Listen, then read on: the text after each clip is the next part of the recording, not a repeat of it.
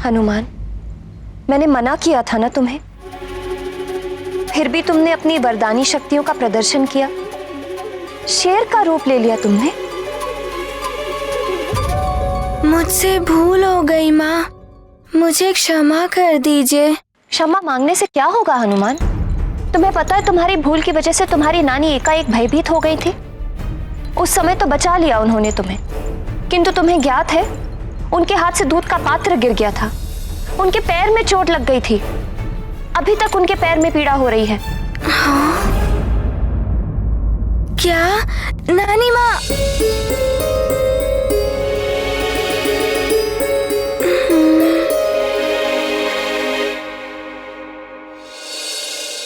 मैंने तो एकांत में किया,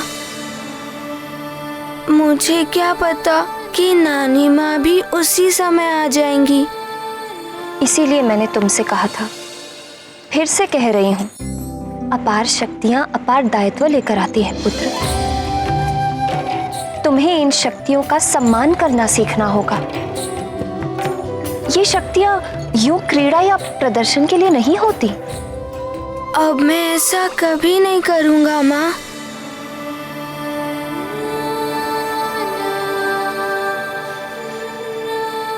राजमाता की जय! राजमाता की जय! राजमाता की जय! राजमाता की जय! राजमाता की जय! राजमाता की जय! राजमाता की जय! राजमाता की जय! राजमाता की जय!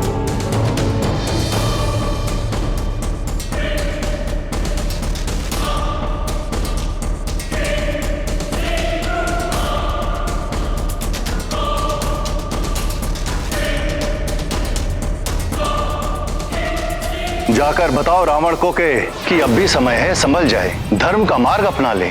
काल उससे अधिक दूर नहीं है।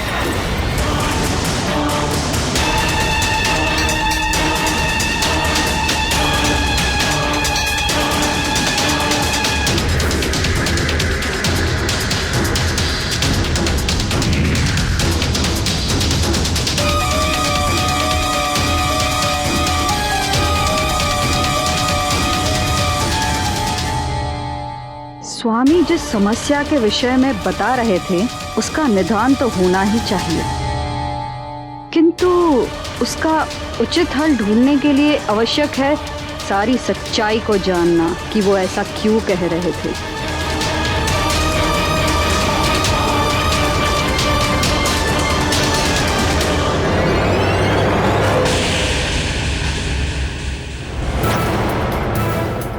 ये क्या, माता तो सदैव पहले मुझसे मिलती थी, परंतु आज यहां आते आते कुंभकर्ण के भवन की ओर क्यों मुड़ गई? कुछ तो विशेष चल रहा है उनके मन में।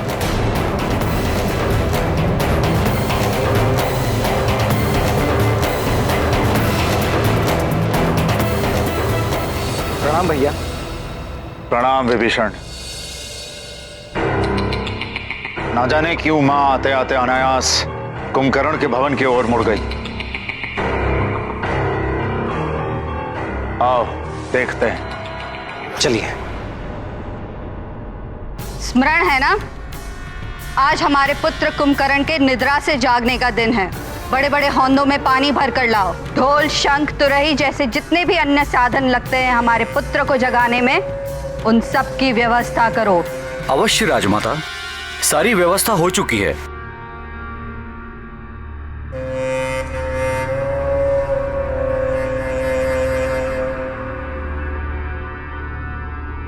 प्रणाम माता।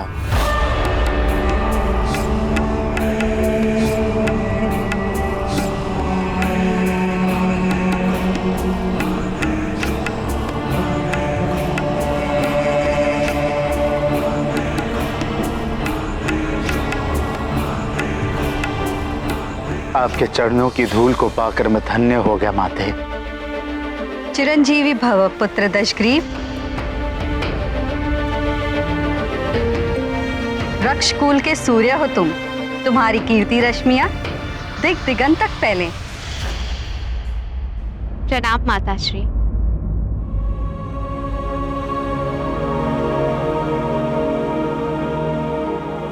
सदा सुहागन रहो। तुम्हारे माथे की बिंदिया और सुहाग की लाली सदा चमकती रहे।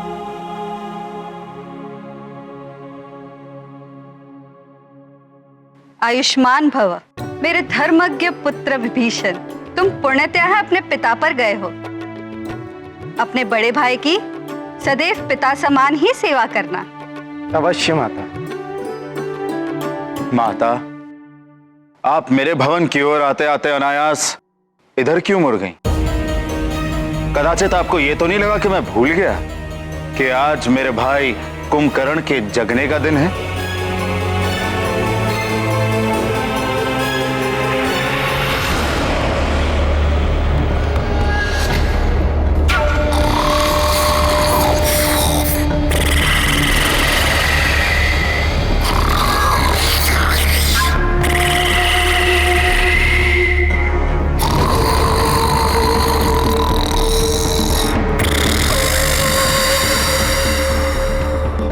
और वो स्वयं नहीं उठता, उसे जगाना पड़ता है। क्या आप ये देखने आई थी कि मैंने उसे जगाने का प्रबंध किया है कि नहीं?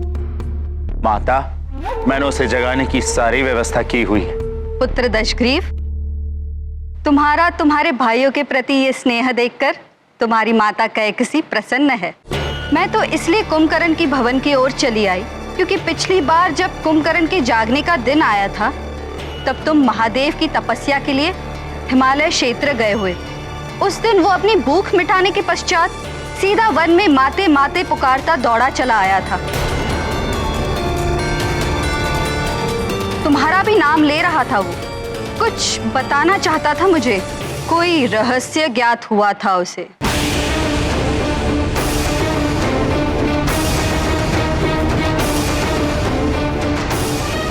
रहस्य?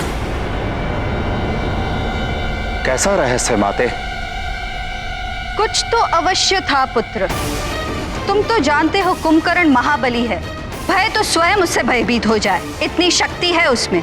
किंतु उस दिन मैंने भी पहली बार उसके मुखड़े पर भय के चिन्ह देखे थे। जब तक वो मुझे कुछ बताता सूर्यास्त हो गया और उसके साथ वो भी गहरी निद्रा में डूब गया।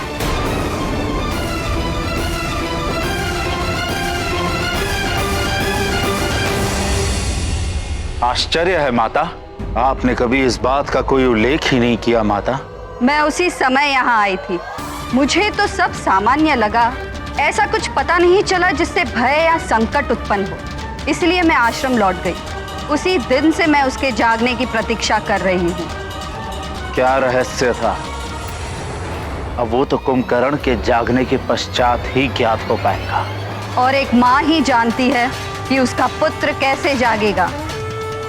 इसलिए मैं इस ओर आई थी।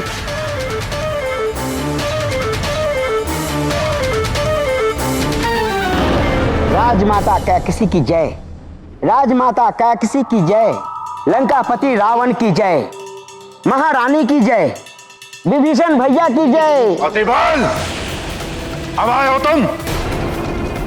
कब से भेजा था तुम्हें उस वानर बालक के बारे में पता लगाने के लिए?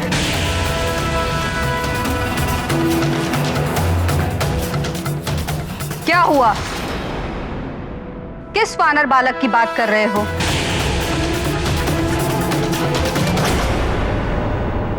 हनुमान, मेरे पुत्र, मैं समझती हूं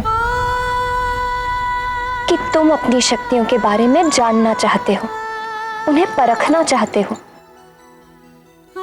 किंतु पुत्र, ऐसी महान शक्तियों के प्रयोग में तनिक से भी चूक हो जाए तो बड़ा अनर्थ हो जाता है। इसीलिए सावधान रहना आवश्यक है पुत्र।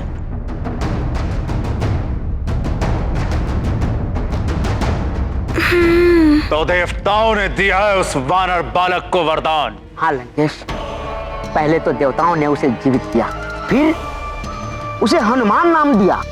इतना ही नहीं लंकेश, उस पवन देव के कारण उस वानर बालक का पुनर्जन्म हुआ और अब तो उसे पवन देव का पुत्र भी कहेंगे। वो कोई साधारण बालक नहीं है लंकेश, सुमेरु के राजा केसरी और रानी अंजना का पुत्र है। देवताओं ने उसे वरदान में कुछ शक्तियां दी है जिनके बारे में अभी कुछ ज्ञात नहीं हो पाया है लंकेश। किंतु क्या? लंकेश, ये वही बालक है जिसने सूर्य को निगल लिया था।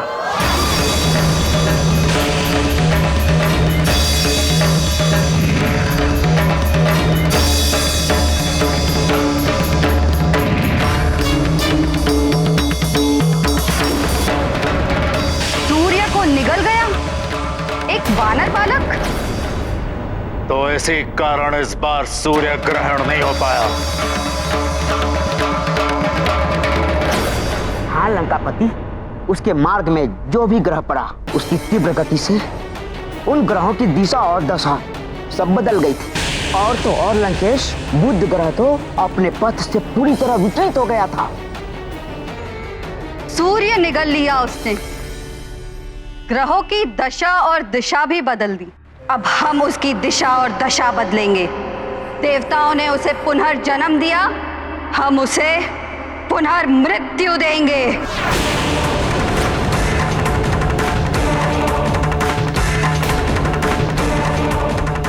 दशग्रीव, तुम्हारे पिता ने भी कदाचित इसी ओर संकेत किया था। समय परिवर्तित हो रहा है, इसलिए समय रहते सजग हो जाओ। वो वानर बालक बड़ा होके संकट न बन जाए। अंत करना ही होगा उसका, अंत करना ही होगा उसका। माता, मैं उसे मृत्यु दंड दूंगा। पुनर्मृत्यु अभी समाप्त कर देंगे उसे। ऐसे नहीं दशग्रीव, राजनीति कहती है यदि शत्रु पर विजय पानी हो तो पहले उसकी शक्तियों को जानो, फिर अपने बल को देखकर आक्रमण करो, कभी पराजय नहीं होगी। आप सत्य कहती हैं माता। अतिबल, जाओ, जाकर उस वानर बालक पर दृष्टि रखो, उसकी वरदानी शक्तियों के बारे में जानकारी जुटाओ। बलबला बलबल, कैसे पता लगाऊं? और मेरे दृष्टि रखने से क्या होगा? उसकी माता अंजना ने तो उसे शक्ति प्रदर्शन करने से मना कर दिया है। अतिबल, तुम्हारी काया ही नहीं, तुम्हारी खोपड़ी में बुद्धि भी छोटी है। अरे मूर्ख, वो छोटा बालक है। उन्हें यदि कुछ भी मिल जाए तो वो सबको दिखाने में उत्सुक रहते हैं, भले ही उसकी माँ ने मना किया हो। यदि तुम थोड़ा सा भी उसे उकसा दोगे तो उसकी सारी छिपी हुई शक्तियां बाहर आ जाएंगी।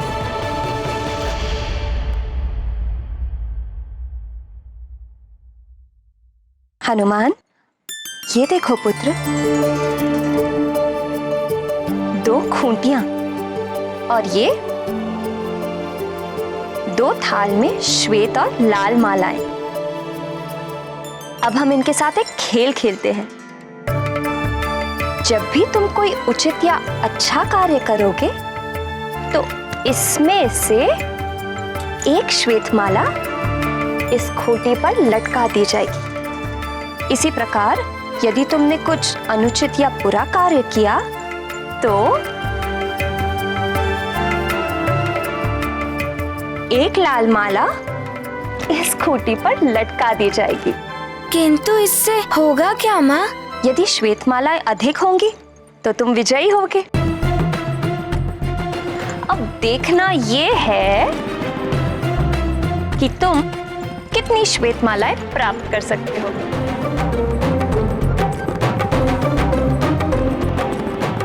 आप सत्य कहती हैं माता। छोटे बालकों को इतनी समझ नहीं होती कि क्या करना चाहिए और क्या नहीं। उनको जितनी भी शक्तियां मिल जाएं, उनकी बुद्धि अपरिपक्व ही होती है। इसी का लाभ तुम उठा सकते हो अतिबल। बलबला बलबल। हनुमान, तुम्हें अपनी शक्तियों का उचित प्रयोग करना सीखना होगा और इसके लिए सबसे पहले ध्यान रखना होगा कि अपनी शक्तियों का प्रयोग तभी करना जब सच में उनका प्रयोग करना आवश्यक हो। बालक तो कहीं भी अपनी शक्तियों का उपयोग करने लगते हैं, बस उन्हें उकसाने की आवश्यकता है। अतिबल उस वानर बालक को उकसाओ, उसकी शक्तियों का पता लगाओ, फिर मैं दशानन रावण स्वयं उसका अंत करूंगा।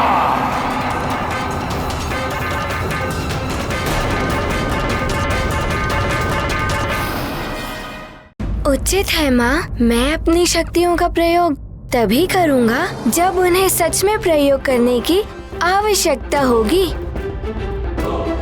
और मैं अपना दायित्व भी समझूंगा और सावधान भी रहूंगा। अब तो मैं आपका अच्छा पुत्र हूँ ना माँ?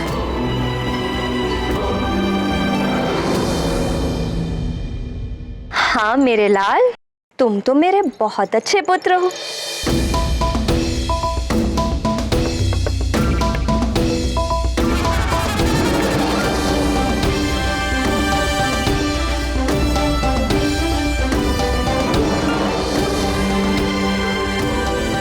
माँ, मैं आपका अच्छा पुत्र हूँ ना, इसीलिए मैं अधिक से अधिक श्वेत मालाएं प्राप्त करके दिखाऊंगा। तुम जितनी अधिक श्वेत मालाएं प्राप्त करोगे पुत्र, तुम्हारी माँ को तुम पर उतना ही गर्व होगा।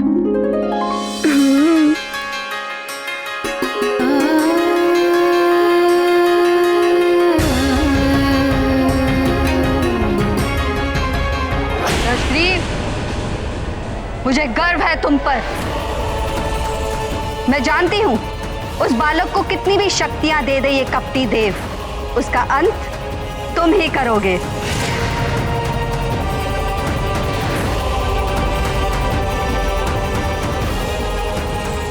पुत्र केसरी, देवराज इंद्र के हट के कारण ही मैं स्वर्ग लोक छोड़कर पृथ्वी लोक में आ गया था, किंतु अब देवराज इंद्र का अभिमान टूट चुका है। उन्होंने अपने कृत्य के लिए क्षमा भी मांग ली है, इसलिए मैं सोच रहा था वापस स्वर्गलोक लौट जाऊं। आप उचित सोच रहे हैं देवगुरु बृहस्पति। देवगण कब तक बिना गुरु के रहेंगे? गुरु ही तो ज्ञान देता है, मार्ग दिखाता है। जिनके गुरु नहीं होते वो अपने मार्ग से भटक जाते हैं।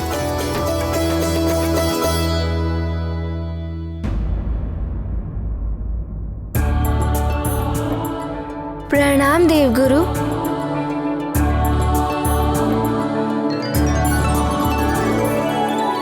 आप सब एक साथ? अवश्य कोई विशेष बात होगी। हाँ, विशेष तो है। वो क्या है कि हमारे नाती का पुनर्जन्म हुआ है। देवताओं ने हनुमान को अनेकों वर दिए हैं, इसीलिए मैं चाहती थी कि एक हवन का आयोजन किया जाए, जिसके द्वारा हम देवताओं को धन्यवाद भी दे देंगे, साथ ही ग्रह शांति भी हो जाएगी। हाँ केसरी जी, जितनी भी नकारात्मक और बुरी शक्तियां राजभवन में या आसपास व्याप्त हैं, सब इस यज्ञ से दूर हो जाएंगी। सारे अमंगल मिट जाएंगे और इस यज्ञ आयोजन के नाम पर हम उत्सव भी मना लेंगे। हमें हमारा पुत्र मारुति पुनः जो मिल गया है।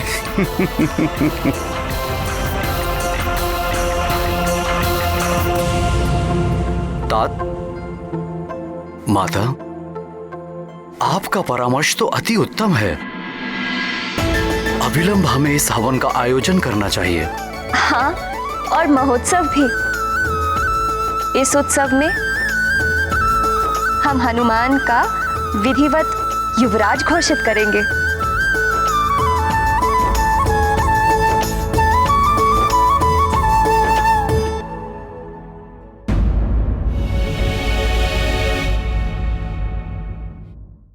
उत्सव और यज्ञ तो हम करेंगे ही, किंतु अंजना, उसके युवराज पद की घोषणा का आयोजन हम कभी और कर लेंगे।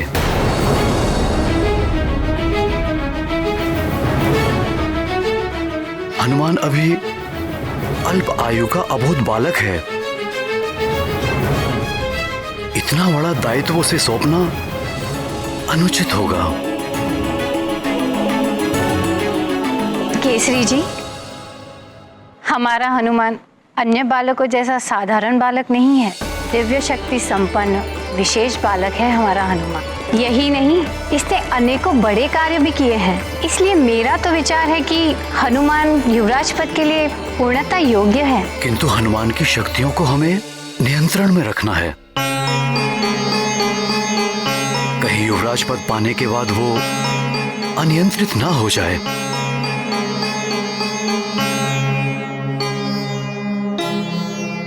सिंह की शक्ति को यदि नियंत्रित करके रखा जाए तो वो अपनी शक्तियों को भूल जाता है और एक साधारण सा पशु बनकर रह जाता है। वो आखेट तो दूर, आक्रमण करने वाले का सामना भी नहीं कर पाता है। कहीं ऐसा ना हो कि हनुमान भी इसी प्रकार कुंठित होकर न रह जाए। नियंत्रण रखिए, किंतु ध्यान रहे बालक को उसकी योग्यता से दूर रखने से कहीं उसका आत्मविश्वास ही समाप्त ना हो जाए। पितामह सत्य कह रहे हैं। हमें नियंत्रण रखने के साथ साथ प्रोत्साहन भी करना चाहिए हनुमान का। इसे इसके दायित्वों का आभास कराना चाहिए। इसे अपनी शक्तियों को उचित प्रयोग करने योग्य बनाना है।